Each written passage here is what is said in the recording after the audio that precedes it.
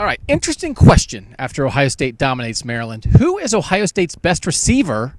And the answer this time, as opposed to maybe early in the year, is not, well, none of them are very good, so you got to pick one. I think there's a lot of guys doing pretty good things. Let me run down some numbers real quick from the game against Maryland. Ben Victor, 4 catches, 55 yards. Paris Campbell, 6 catches, 46 yards. Austin Mack, 4 catches, 39 yards. Johnny Dixon, 1 catch, 35 yards. Terry McLaurin, 1 catch, 14 yards. C.J. Saunders, everyone's favorite walk-on, also did some stuff. I'm going to go first, and I'm going to ruin it for everybody. I'm going to say, I think, and we're talking about everything that goes into the job, I think it might be Austin Mack.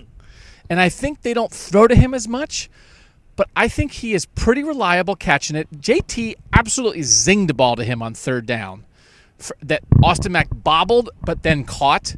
And I was like, ooh, he like almost dropped that, but he caught it. I think he's smart. I think he's a good blocker. I think he does a lot of things decently well. I know you guys might say, I don't know what you're going to say. I think they need to maybe get him involved a little more. I think I always talk at least. Who do you throw to on 3rd and 8? I think I might throw right now to Austin Mack. Bill, who's your pick?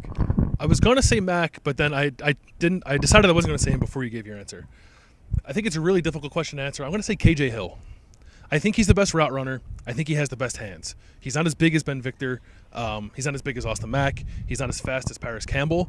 I just think he's a very solid all-around receiver. I don't know if that means he's your go-to guy necessarily. Is it possible that go-to guy and best receiver can be two different things?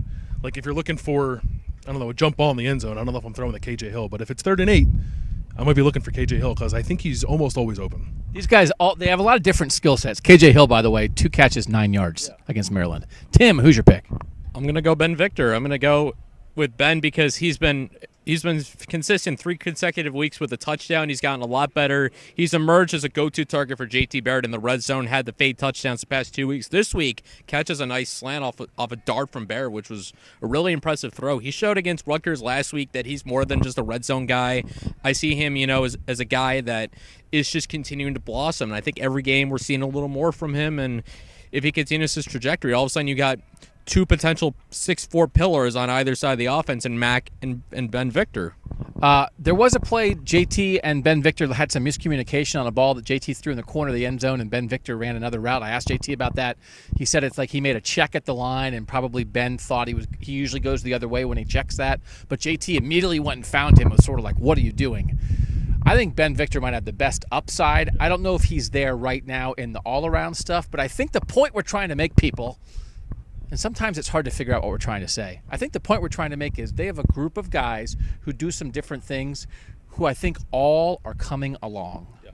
And the conversation, best receiver, that we're having right now is a very different conversation than what we would have had early in the year or would have had last year when we all would have said Curtis Samuel and nobody else. Okay, he's Bill. I'm Tim. I always get the end wrong. Goodbye.